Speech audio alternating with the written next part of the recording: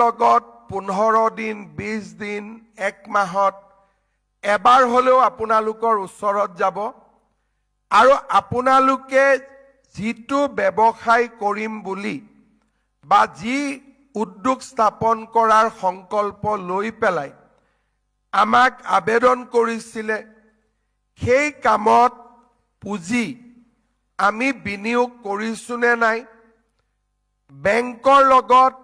ভৱিষ্যতৰ লোনৰ বাবে আপোনালোকৰ সম্পৰ্ক কেনেকে কেশ বুক মেইনটেইন কৰিব লাগে কেনেকে বেংকৰ একাউণ্ট মেইনটেইন কৰিব লাগে এই গোটেইবিলাক এই CM ফেলোজনে আপোনালোকৰ লগত একেলগে কাম কৰিব ইয়াৰ পিছত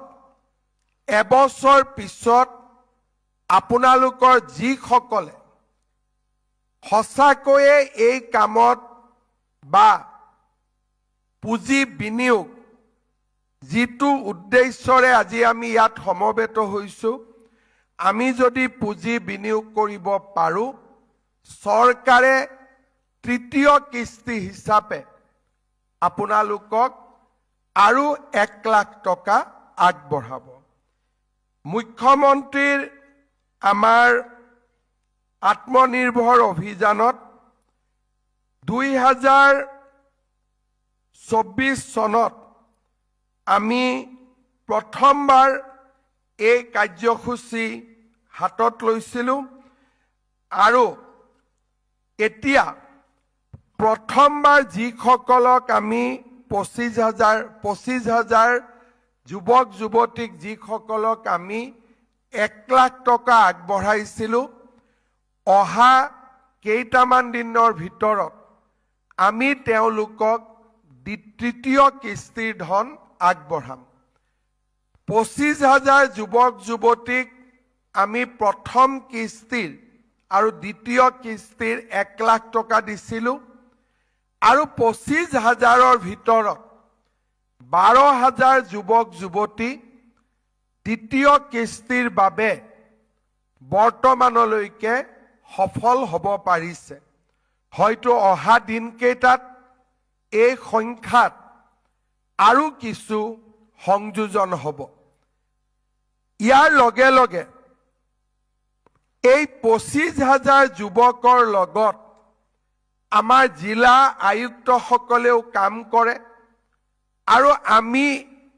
এই যুৱক যুৱতীসকলৰ লিষ্টখন আমি বেংকত দিওঁ আৰু বেংককো আমি অনুৰোধ কৰোঁ যে মুদ্ৰা বা আন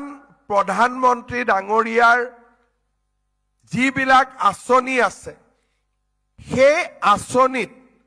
সফল যুৱক যুৱতীসকলক যাতে আৰু বেছি ঋণ দিয়াৰ বাবে বেংক আগবাঢ়ি আহে বৰ্তমানলৈকে 25,000 যুৱক যুৱতীক আমি প্ৰথমবাৰ যি এই আঁচনিত আমি সমাহিত কৰিছিলোঁ তাৰ 2,000 জন যুৱক যুৱতীক PM মুদ্ৰা আৰু আন PMFNকে ধৰি বিভিন্ন PMEGP PMFME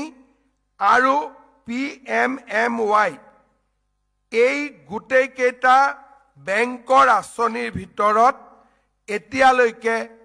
2,000 আবেদন বেংকে মঞ্জুৰ কৰিছে আজি যেনেকৈ আমি 75,000 যুৱকক বা কামৰূপ জিলাৰ 5,000 মহানগৰ কামৰূপ 2খন জিলাৰ 5,500 যুৱকক আমি পুঁজি আগবঢ়াম CM ফেলো আৰু বেংকেও আপোনালোকৰ ওপৰত নজৰ ৰাখিব